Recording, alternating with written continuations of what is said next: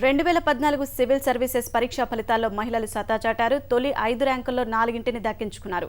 ఢిల్లీకి చెందిన ఐఆర్ఎస్ అధికారులు ఇరా సింఘాల్, నిధి గుప్తా 1, 3 ర్యాంకుల్ని దక్కించుకోగా కేరళకు చెందిన వైద్యురాలు రేణురాజ్ 2వ స్థానంలో నిలిచారు. 4వ స్థానాన్ని వందనారావు దక్కించుకున్నారు. తెలుగు రాష్ట్రాల నుంచి ఎం సాకేత్ రాజాకు 14వ ర్యాంకు వచ్చింది. మొత్తం 100 లోపు ర్యాంకుల్లో 7 తెలుగు విద్యార్థులు మెరిశారు.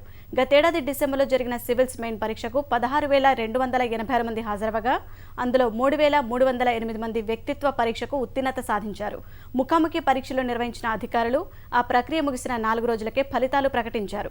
సాధారణ తరగతికి చెందిన 590 మంది, 345 మంది ఓబీసీలు, 194 మంది ఎస్సీలు, 98 మంది ఎస్టీలు కలిపి మొత్తం 1,236 మందిని అఖిల భారత సర్వీసులో నియమించాలని ప్రభుత్వానికి సిఫార్సు చేశారు.